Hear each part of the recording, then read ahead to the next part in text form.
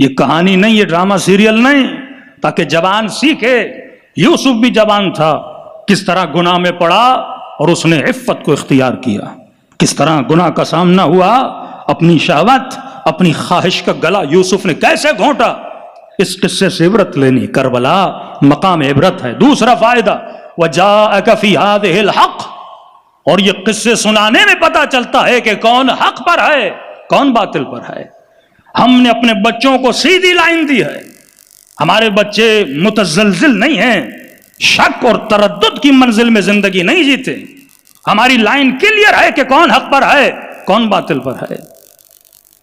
ہم نے شک و شبہات پہ اپنی نسلوں کو نہیں رکھا۔ ہمیں پتا ہے کہ آل علی حق پر تھے اور مد مقابل والے باطل پر تھے۔ جب واقع کربلا بچہ سنتا ہے تو اسے پتا چلتا ہے کہ حسین حق پر تھے اور یزید باطل پر تھے۔ جب صفین سناتے ہیں تو دنیا جان لیتی ہے کہ علی حق پر تھے اور علی کے مقابلے میں آنے والا باطل پر تھا۔ ایک حق اور باطل کی پہچان کہ یزید کیا تھا، حسین کیا تھے، فرعون کیا تھا، نمرود کیا تھے، ابراہیم اور نمرود کا فرق کیا تھا، تاکہ دنیا کو پتا چلے حق پہ چلنے والوں کا معیار کیا ہے اور باطل پر چلنے والوں کا معیار کیا ہے۔ اور تیسری چیز وموعظہ، اے حبیب ہم سناتے ہیں تاکہ ان قصوں سے یہ لوگ نصیحت حاصل کریں۔ یہ قصے صرف سنانے کے لیے نہیں ہیں، یہ نصیحت کے لیے ہیں۔ اور چوتھی چیز وذکریٰ للمؤمنین، اور یہ قصے سنا کن کو؟ یہ مؤمنین کو سنا۔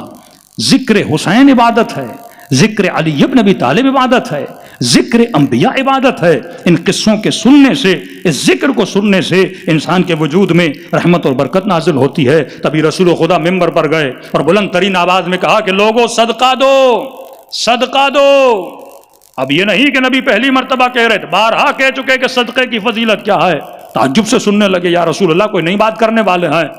کہنے لگے یا رسول اللہ ہم سارے صدقہ دیتے۔ کہا نہیں، تو مال کا صدقہ دیتا ہے، اونٹوں کا، بکریوں کا، مرغیوں کا صدقے نکالتے ہو۔ آج میں ایک نئے صدقے کی بات کر رہا ہوں، صدقہ دو۔ یا رسول اللہ کس کا صدقہ دیں؟ کہ زبانوں کا صدقہ دو، دلوں کا صدقہ دو، فؤاد کا صدقہ دو۔ اصحاب کھڑے ہوئے، یا رسول اللہ فافسر لنا، تفسیر کریے ہمارے لیے، زبانوں کا صدقہ کیسے نکالا جاتا ہے، دلوں کا صدقہ کیسے نکالا جاتا ہے؟ کہ دل کا صدقہ یہ ہے کہ دل میں علی اور آل علی کی محبت سے سرشار کر، یہ دلوں کا صدقہ ہے۔ مجلسوں میں آ کر ہم دلوں کا صدقہ دیتے ہیں، حسین پہ گریہ کر کے آنکھوں کا صدقہ دیتے ہیں۔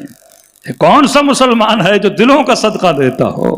یہاں پہ آ کے محبت کا اظہار، عشق اہل بیت کا اظہار کر کے دلوں کا صدقہ۔ اور کہنے لگے یا رسول اللہ زبان کا صدقہ کیا ہے؟